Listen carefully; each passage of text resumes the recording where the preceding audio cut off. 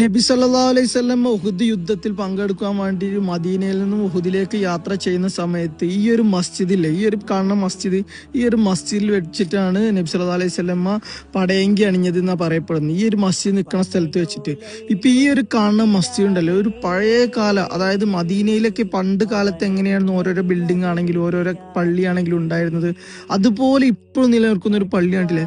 ഭയങ്കര ഭംഗിയാണ് ഇതിന്റെ ഉള്ളിൽ കാണാനും. കണ്ടില്ലേ, ഈ പണ്ടത്തെ കാലത്ത് ഈത്തപ്പനന്റെ ഇത് വെച്ചിട്ടാണ് നമ്മളിപ്പോ ഫില്ലറൊക്കെ ഉണ്ടല്ലോ, ആ ഫില്ലറിന് പകരം, അതായത് ബീം വർക്ക് ഉണ്ടല്ലോ, ആ ബീം വർക്കിന്റെ ആ ഫില്ലർ കണ്ടില്ല, ആ റൗണ്ട് ഫില്ലറിന് ബീം വർക്കിന് പകരം ഈത്തപ്പനന്റെ തടി വെച്ചിട്ടാണ് വെച്ചിരുന്നത്. അത് ഇപ്പോഴും കണ്ടില്ല, ഇപ്പോഴും എത്ര കാലം പഴക്കല്ലതാണ്, അത് ഇപ്പോഴും അവിടെ നിലനിൽക്കണില്ലേ. എന്ത് ഭംഗിയാണ് വെച്ചിട്ട് ഈ ഒരു മസ്ജിദൊക്കെ കാണാനും.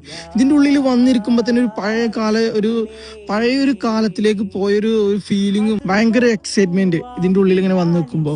ഇതിന്റെ ഉള്ളിൽ മദീനത്തൊക്കെ വരുമ്പോൾ ഈ ഒരു മസ്ജിദൊക്കെ നിങ്ങൾ കാണട്ടില്ലേ, ഭയങ്കര പഴയ ഒരു തനിമയോടെ നിൽക്കണം. ഇപ്പൊ എല്ലാ മസ്ജിദുകളും എല്ലാം പുതിയ പുതിയ രൂപത്തിലേക്ക് മാറുന്ന സമയത്ത് ഇപ്പോഴും പഴയ ആ ഒരു തനിമ നിലനിർത്തിക്കൊണ്ട് ഈ ഒരു മസ്ജിദ് ഇങ്ങനെ കാണുമ്പോൾ നമുക്ക് ഭയങ്കര ഒരു ആശ്വാസം, ഭയങ്കര ഇതിന്റെ ഉള്ളിൽ നിൽക്കുമ്പോൾ പഴയ ഒരു കാലത്തിലേക്കൊക്കെ പോകുന്ന ഒരു ഫീലിംഗ് ആണ്.